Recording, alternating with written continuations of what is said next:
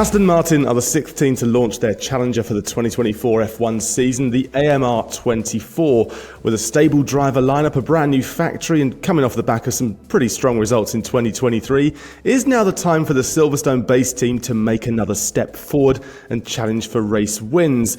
Well, I'm Bryn Lucas, and I'm delighted to have joining me once again John Noble and Matt Q, both F1 editors. Now, let's go you, Matt. What do you think of the overall look of this brand new offering from Aston Martin?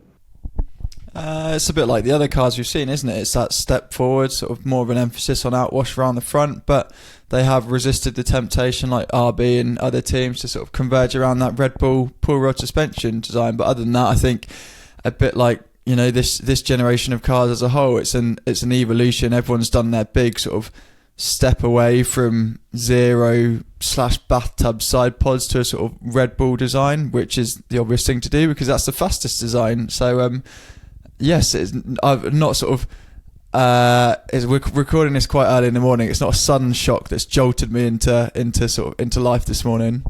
Yeah, it's not espresso worthy, is it? What about you, John? What do you reckon? Yeah, I mean, it's a step forward, but I think with some interesting tweaks. I mean, it wasn't a team that got it wrong last year and needed to rip everything up and start again. Started really strongly in 23, had that dip where they just kind of lost direction with developments and couldn't get things to click. So they spent a lot of the time experimenting and pulling it back. So I think it's more about making steps where it needed to make. So as Matt said, the front wing more outwash, side pods a bit more aggressive, floor more aggressive, and rear they've gone push rod rear as well, so which basically gives us the clue of what the Mercedes is doing, so take the Mercedes suspension and gearbox. So enough tweaks there to push them forwards, but it's a grid that's so tight and compact. I think they all know nothing's guaranteed this season. Yes, some subtle tweaks, as you say, some evolutionary changes, which kind of have to happen in Formula One, in anything, don't they? If they don't make any changes, they stand still. And if you stand still in Formula One, you actually end up moving backwards. What can Aston Martin realistically hope to achieve then this season with this brand new car, with the same driver lineup? Let's start with you, Matt. Can they actually challenge for wins this year? It's so hard to say after how strong Red Bull were last season, and obviously Aston Martin they've tried to learn from mistakes, built a car with a sort of higher ceiling so they can develop more into it. But when you consider how strongly McLaren came on, the fact that they've got a new wind tunnel and key personnel who are already started work, but they'll feed into the team, there'll be a bit of lag, so they'll push their forward. Mercedes new concept, Ferrari. So if you've got four teams in total fighting for wins, aside from Aston Martin, which feels like an embarrassment of riches compared to the last sort of 2 years. For Aston to then sort of come from, okay, they got that podium in Brazil, but effectively come from behind in that group to then, win a race. You would think, aside from a competitive step, other teams would have to have a lot of bad days for that to happen. So it would be great if they could, but it's just with how tight we've seen F1 in terms of Q1 when a tenth and a half covers the entire grid, and with how strong Red Bull were last season, it is tough to envisage Aston Martin winning. I still think that'd be an upset. But what about podiums? Do you think we'll see them challenging for at least step number 3 come the end of the race? Definitely, yeah. They've sort of seemed to slightly alter their approach where they came flying out of the blocks last season and lost their way with the development curve. They seem a bit more content with the car being sort of so out of the box and then being able to have a really stable platform to develop onto. So if it's not like the flying start Alonso made last year, then certainly by the end of the season, I think, as you have that sort of cat and mouse race between upgrades where teams takes a step forward and then settle in as other team get by. If they're sort of early with upgrades or whatever, I'm sure podiums will come as part of that. John, I'm not sure if you'll agree with Matt, but I think you probably will. I think what we might be heading for is a season where there's going to be a lot of weekends where teams are in the window and weekends where they're not. I think the grid's compressing. Everyone's getting closer and closer. Consequence, probably a double consequence, cost cap, biting, and the fact these regulations, I think they do have a limit in terms of how far you can take car performance. And I think the teams at the top are kind of slowing off and the teams at the back have a lot of room to catch up.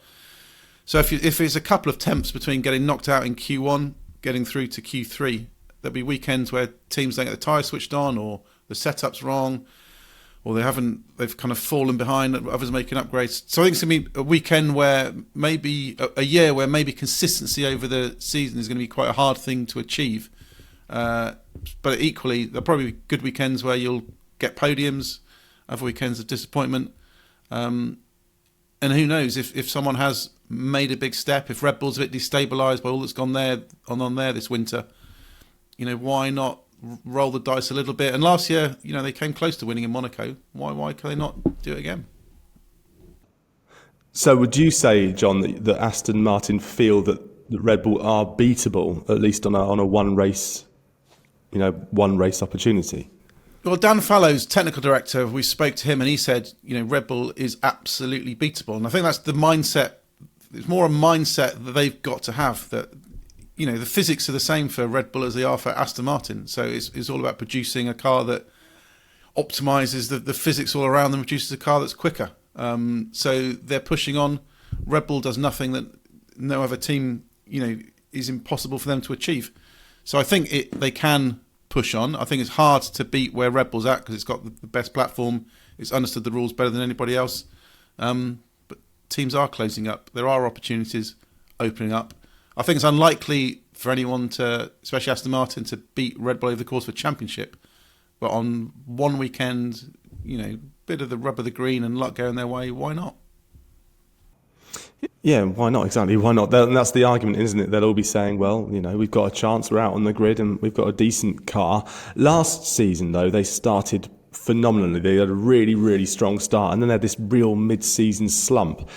Are they expecting to not have this mid-season slump this year? Are they expecting to get over it? And if so, how are they going about that, John? Yeah, I asked Fernando Alonso this question. I said, do you have confidence that the team understood what went wrong and have done what it needs to be? And he says, yeah, because if I hadn't, I wouldn't be sleeping at night, because it was the big thing that derailed their championship last year. They're quite coy on what went wrong.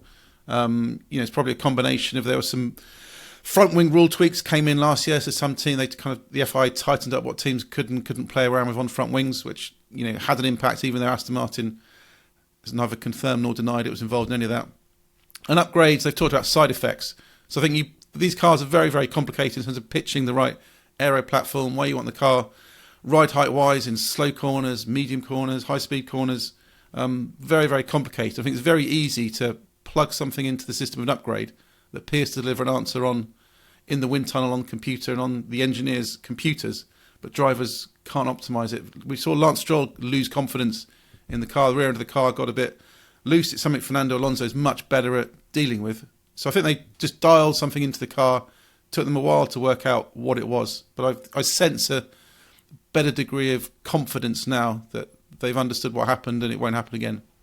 Let's just stay with the drivers briefly, and I'll come to you, Matt, on this, because they've got the same driver lineup, and last season, Lance Stroll, he came under a lot of flack, didn't he? Fernando Alonso was the main driver, as we always expect, and Lance Stroll, the old adage, really, that he was only there because of his dad's money, came out a fair bit through 2023. What does he have to do, and what's he expecting and hoping to do this season? Well, the first thing, and I don't say this too flippantly, is he needs to stay on his bike during his training regime, doesn't he? Because that was a huge sort of setback for him. It showed, I think, despite a lot of criticism, it showed he is obviously committed to F1. The fact that he was so speedy at coming back through his recovery and really sort of pushing the physical limits. But when the AMR24 was at its absolutely best, he was injured, and not only was he still facing some sort of lingering pain, but obviously he hadn't been at Bahrain for testing to throw it around a track, dial in all the changing X on the car does this does Y to performance and handling. He hadn't had a chance to sort of go through the full testing program as he sat in the A&E waiting for Felipe Drugovich to do the lap. So that he then basically missed out when the AMR23 was at its best, and then is trying to sort of get his head around it while they're going around this development path that's bringing some bits that they reverse engineered from the 2024 car getting lost. I do think that I'm not in total defence of Lance Stroll. He did lack speed, he did lack consistency. I would also, compared to Alonso, I'd also think there were a couple of his approaches, with his mentality, with like, you know, the huge qualifying shunt he had in Singapore, just because he was 3/10 down and said, you know, sod it, let's go flat out through the final corner. Well, the final corner isn't flat out, and then you've smeared a car into the barrier. You've given your team a whole load of work to do, taken a nice chunk out of the cost cap. So I don't agree that's the right approach. So, but he also, so if you can find a little bit of that speed, he also says, you know, I had the lion's share of technical problems and unreliability last year, so if they can be a bit more evenly spread out, then I'll be a bit closer. I'm not saying for a moment that he's going to sort of dance all over Alonso, but if he can just make that team a bit more sort of evenly matched, and so in a Constructors' Championship there won't be such a gulf, and then suddenly McLaren, Ferrari, Mercedes do look that bit more gettable. But it's easier said than done, isn't it? You know, just trying to close that gap when you've got Fernando Alonso as your teammate with so much experience. John, what do you think Lance should do or could do this season? What's his main aim? Well, I think the main aim is to get on terms with Fernando, but I think that's a pretty nigh-on difficult task for anybody in Formula 1, because Fernando, you know, is a monster.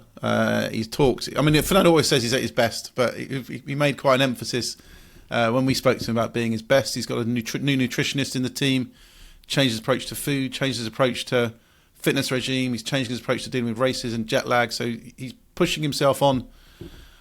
He's been through all the physical tests. Says the slight deterioration he saw last year has been addressed. He's in the best. The data says he's in the best shape he's ever been. The motivation's there. He's also got that interesting dynamic of the Mercedes seat for 25 being around. Whether or not Mercedes wants him or not, we don't know. But Fernando knows he's a free agent, he's available. He said several times to us that there are 3 world champions on the grid right now, and only one of them is available for next year. So he's in quite a good position in the driver market, depending on how things shake out. Performing well. So, you know, it's going to be tough for Lance to get on top of it. And I think critical is how the car performs. If Lance, when he's got a car underneath him he's totally confident with, you know, can be really, really quick. He pulls out, you know, brilliant performances when in tricky conditions, for example. So when the circumstances are correct, Lance can do it. The problem is he's not as consistent, and if the car isn't to his liking, as we saw that middle phase of last year, he struggles quite a lot. So I think if he can get close to Fernando, he'll be happy, but I'm not sure that you know, the team owner wants him to be close to Fernando. I think the team owner wants him to be beating him.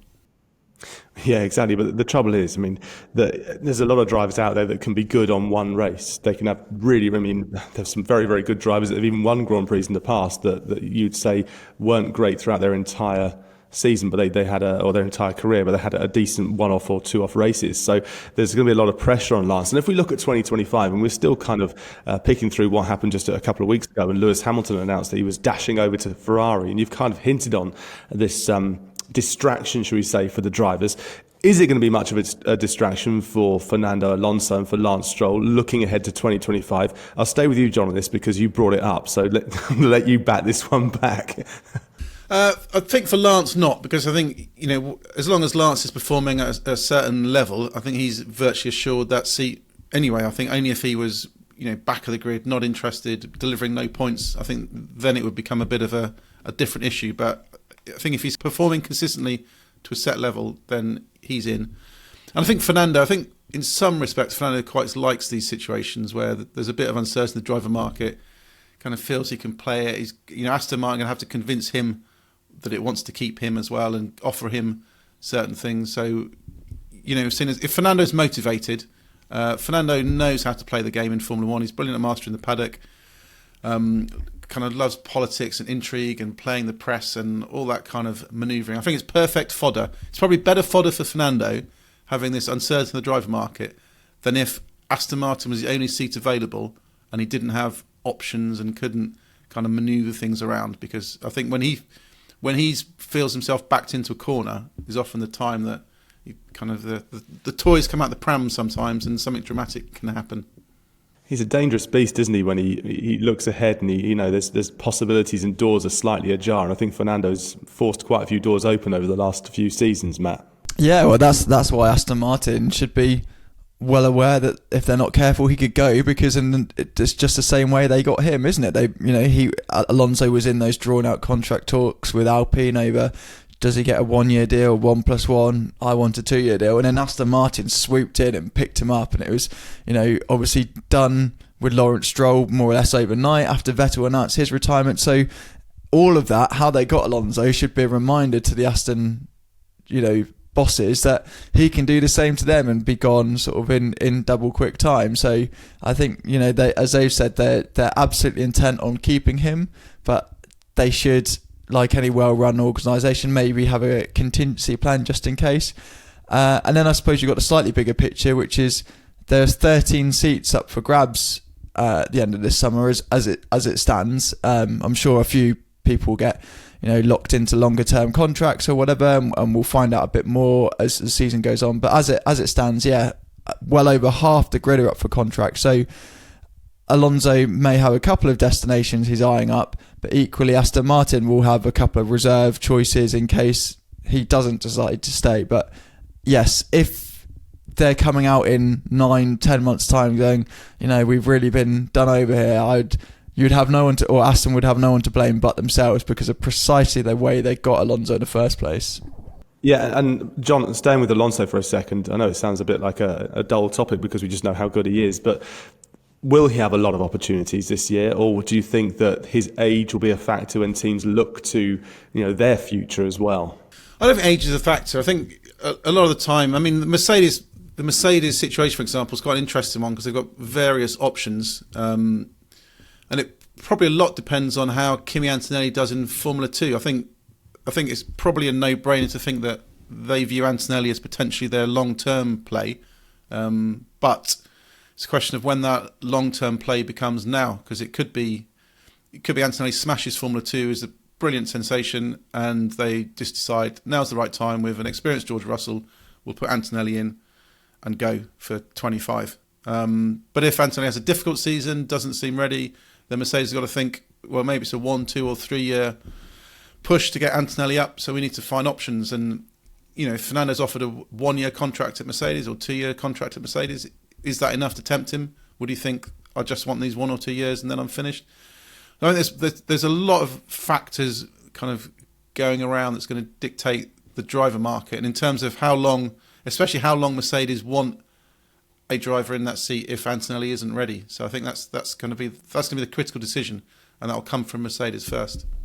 It's interesting you bring in Formula 2 and Antonelli because it's not the first time we've seen a Formula 2 driver on the cusp of stepping up to Formula 1, and there seems to be a slightly different way of going about it, a different approach now, rather than the Haas way of bringing the guys straight up and seeing them fail. We saw with Piastri, didn't we, that he spent a year out on the sidelines as a test driver, reserve driver. Matt, do you think that it's likely we'll start seeing these Formula 2 drivers, these quick F2 drivers stepping straight into an F1 seat, or do you think there will be that 1 year to adjust? I don't think the pattern's sort of set in stone one way or the other, because I know that Piastri's camp absolutely hated that year out and really think it's a year lost and that he should have been in the car, particularly with how that relationship went south with Alpine. But then, you look at a couple of other examples, Dragovic will forever be in that holding pattern. There are sort of limited seats. So, I don't think Piastri, anyone should set the template off that, and I don't think Mercedes would have any intention. I think if Antonelli is the one and he wins the F2 crown this year or next year, if there is a place in Mercedes, he'll go there. If there isn't, they will ensure that there's a berth at Williams. I'm convinced of that. So I don't see him doing the 12 months out testing of old cars regime that a couple of his predecessors have had to make do with. On the Alonso thing, I also thought it was interesting when we spoke to him. So just the narrative creep that, we go from drivers saying, I don't see myself in F1 when I'm in my 40s or in the next year reset. He was then, the numbers I think he was talking about, as if he can keep his condition primed and have the enthusiasm, then he started 47, 48, maybe he could go up to 50. It is a possibility. I just love that sort of creep in the narrative from Alonso. He's it's off season, but he's still box off. He had a pop at the testing format as well, which obviously he'd sat down with a cup of tea before speaking to the media and thought, yep, this is a point I want to make. And so he's just as fired up as ever, and that's brilliant. Well, he's earned the right, hasn't he? He's a bit of a tinker, but he's earned the right. We saw Vettel doing the same thing, didn't we, near the end? They just thought, well, I'm going to say what I want to say because I've earned the right to do so. So it's great to see him still pressing the buttons. Let's head back to Aston Martin and stay with them for a second, because they are a team that seem to be on the cusp of breaking into the top three. Everything seems to be in place. We mentioned at the top that they got a brand new factory. They've got the new car that's come out as well that we're talking about here today. Can they realistically look to break into the top three? And I don't just want a one-word answer, John. Oh, you don't want to one. So the last time we did this, you did want a one-word answer, so it's much easier now. I think the difficulty is that Formula One has changed a lot, and it's now too close and competitive for anyone to be guaranteed anything. I think some teams can feel that they've had a brilliant winter and made step forwards, but I think a lot of teams feel they've had brilliant winters and made a step forward. And we're now talking 1, 2, 3 tenths as the difference between being really, really competitive and at the front end of that midfield and fighting for podiums and wins, and struggling to get out of Q1 and having a bit of a mare of a weekend. And I think it's going to be quite brutal in some respects this season in terms of how that shakes up. So I think the critical thing is starting the season, as Aston Martin talked about, with a platform that you can develop aggressively, and then you're going to have to push on as quick as you can without busting your cost cap to bring development and keep pushing forwards. So I think the potential is there for Aston Martin to do it. The reality is that Formula One is a brutal arena right now, and I think there's going to be a lot of disappointments as well as good points for them this year. Yeah, Matt, what do you reckon? Top three, or do you think that what would be your prediction for the end of this season? Where are Aston Martin going to sit? In terms of the top three, obviously you've got Red Bull, Mercedes, Ferrari, and then from the development race last year you've got McLaren and then Aston Martin. So for Aston to get top three, theoretically two of those teams have to come out. So which two are you picking? I know Mercedes, new concept, Ferrari a bit further behind, blah, blah, blah, blah, but where are you coming from? So I think it will be so tight. I'm going to go with a slightly more philosophical answer than John. It's a bit like the Premier League where, I don't support any of the teams in the title race, but wouldn't it be good if it wasn't City just to have something fresh? Well, it has been that as the established top three for a couple of years now. Wouldn't it be good if you could have a McLaren or Aston Martin interloper in there, to both for the good of F1 and sort of for other teams as that example that they can take a step forward, and that there is the unpredictability, or as John says, if it is this race by race inconsistency, that will frustrate the hell out of teams and drivers. But that should be quite good that you've got a fluctuating order rather than it being like qualifying in 2x2, whatever. So it would be good to have someone else in there, but which of those two, which team are you going to dislodge to make room for Aston Martin? Yeah, I'm reading between the lines there, Matt, and I'm thinking... No, I don't think they'll be in the top three. No. I mean, like you say, that the swing would have to be way too much. You'd have to be, a party political extravaganza, wouldn't it, to get this sort of swing happening? And going back to the team lineup, Fernando Alonso banking points, but Lance Stroll, he needs to start banking a lot more points if they're going to break through even into the top four. What do you reckon on that, John? That's the other factor we've not discussed is Lance didn't deliver as many points as Fernando last year. So, and if things are really tight, if we are into this, season of ups and downs, and knocked out in Q1 one weekend, top, front throw of the grid the next weekend, it's going to be about you need to deliver when that car is capable of delivering. You can't have if you're off weekends or the weekends your car's strong, that's not very good for the team. So I think they've got a tough ask. I can't see a team like Aston Martin beating Red Bull over the course of a season, and you would have to suspect Mercedes, all the capability that's had over previous seasons, it got the 22 car wrong, it made mistakes over the 22-23 winter that rolled into last year, but it's hard to imagine they're going to mess it up for a third year running to not be there. So I think at best probably Aston could aim for third, but it is reliant still on a Ferrari not making the gains it hopes, and McLaren not building on last year. So I think even third may be overly optimistic. So basically, what we're getting is an unequivocal no from both of you. I'm happy with that. I can take that. I can live with these definitive answers. Now, we're going to finish this episode with a very quick one-word answer, and we've not even planned this part at all. So, start with you, John. 2025 driver lineup. Aston Martin. Is it going to be Fernando Alonso alongside Lance Stroll? Yes or no? Yes. Matt. For sake of difference, I'll say no. If I ask you to expand upon that, will that throw you completely under the bus? No, I just think there's, we know that Aston Martin put a couple of feelers out last year, whether that was to replace Alonso or to work alongside Alonso. So you've got that on their side, and then I'm sure Carlos Sainz topping and tailing his CV at the minute, a couple of other options. So if Alonso was to do something slightly Machiavellian and take the exit, then I'm sure they'll have, whether it's as inspiring as a replacement for Alonso, but yeah, I'm sure they'll have someone else on speed dial. Yeah, we have it. Gents, thank you very much for your time. It is early in the morning.